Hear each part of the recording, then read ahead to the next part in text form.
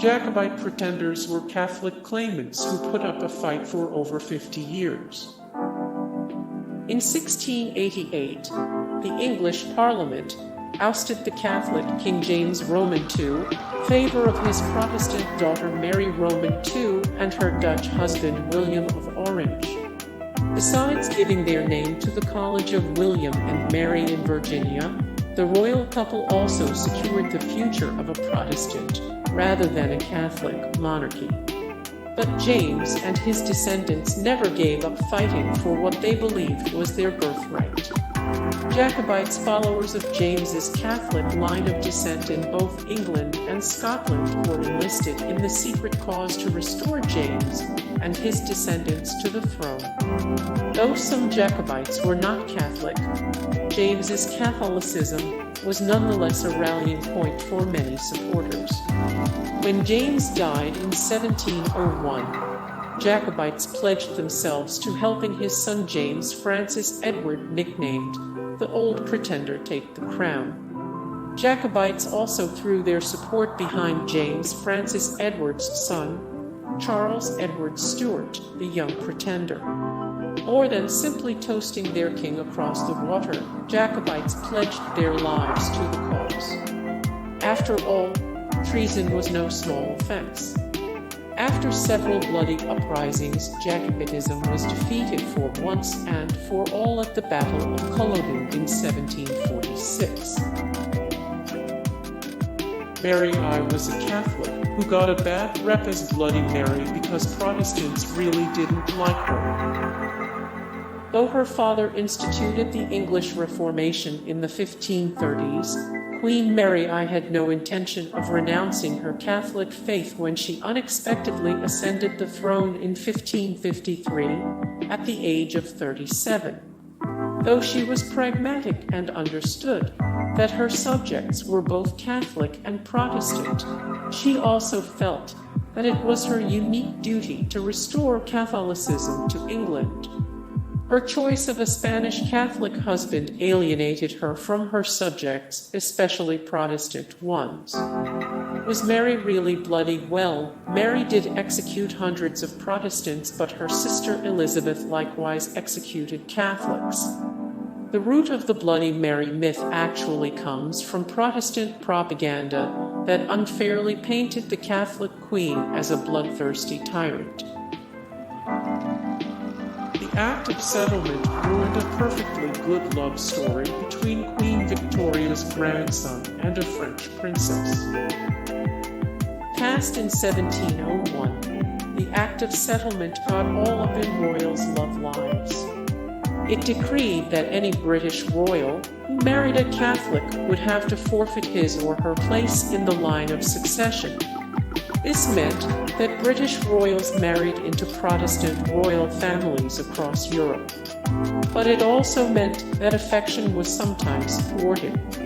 In 1890, Queen Victoria's grandson and second in line to the throne, Prince Albert Victor, fell in love with Princess Helene d'Orleans. The catch: she was a French Catholic. Though Queen Victoria genuinely sympathized with the couple, her hands were tied by the Act of Settlement, Parliament's unwillingness to accommodate their love, and the Pope's refusal to grant a dispensation. Heartbroken, the star-crossed lovers parted ways, and Prince Albert died unmarried 2 years later. Henry Roman VIII divorced England from the Catholic Church because he had the hots for a woman who wasn't his wife.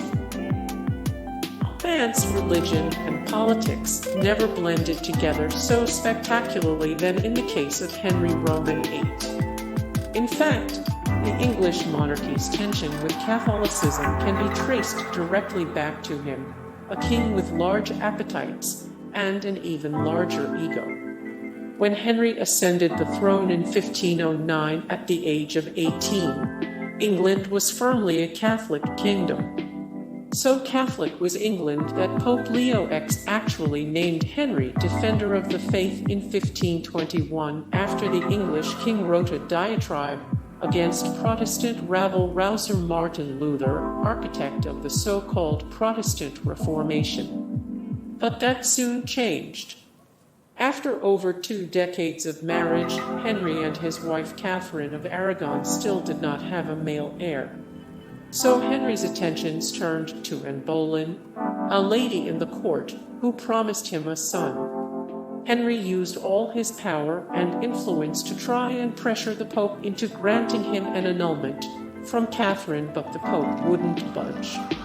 Instead, Henry divorced England from the Catholic Church and in 1534 decreed that he was the head of a new Protestant Church of England. Henry's English Reformation was brutal and bloody, and it was a significant moment in the history of the monarchy when the king gave himself the authority to command the souls of men and women. Catholicism was out, and Protestantism was in. Since he now headed of the Church of England, Henry had no trouble disposing one wife and taking on another. Henry and Anne married in January 1533. They welcomed a daughter, not the promised son, later that year. Elizabeth I executed a foreign queen because some English subjects wanted her to become their Catholic ruler. Elizabeth I was a Protestant queen of a Protestant England. Her neighbor to the north was Queen Mary of Scotland, and Mary had the discomfort of being a Catholic queen of an increasingly Protestant kingdom. In 1567, Mary was forced to abdicate in favor of her 1-year-old son James, who would be raised as a Protestant. She fled to England, hoping that her cousin Elizabeth would protect her. Instead, Elizabeth imprisoned Mary for nearly 2 decades. During that time, schemers hatched several plots to depose Elizabeth and install Mary as a Catholic queen in England. The Bebington plot was the last straw.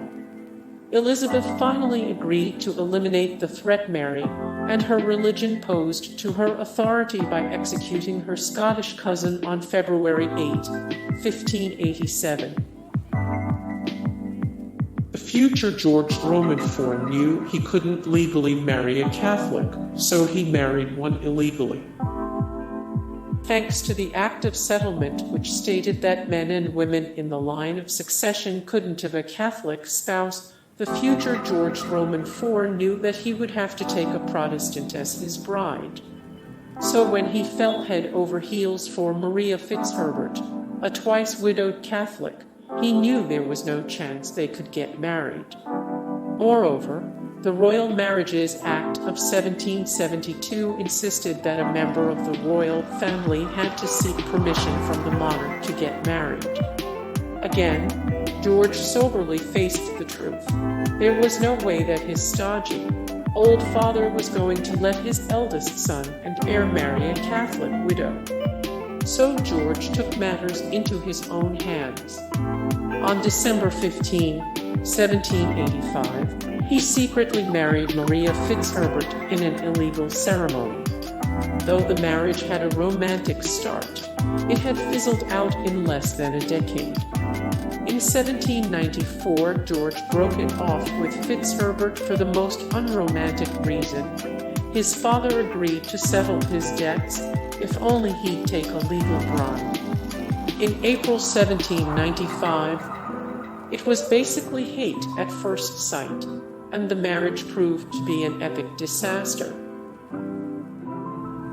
Remember that the 5th of November was about the persecution of English Catholics.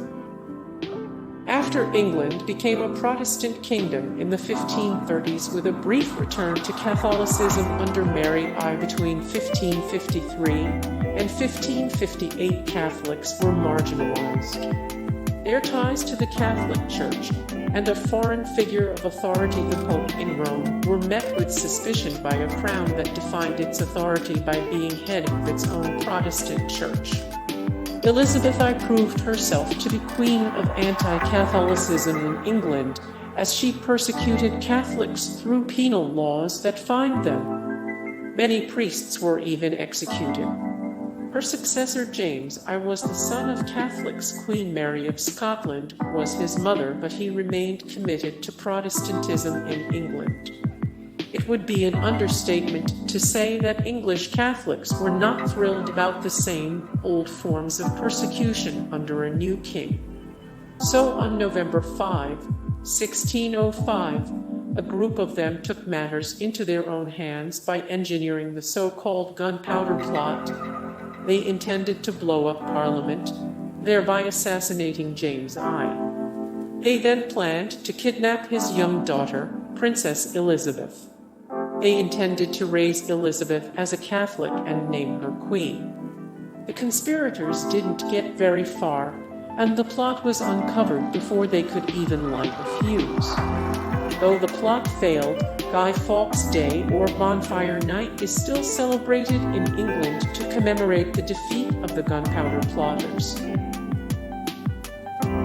The warming pan scandal was a moment when Protestants freaked out over the birth of a Catholic heir. The warming pan scandal was a moment when Protestants freaked out over the birth of a Catholic heir. More than 50 Catholics were skipped over to make sure a Protestant inherited the throne even though he didn't speak English.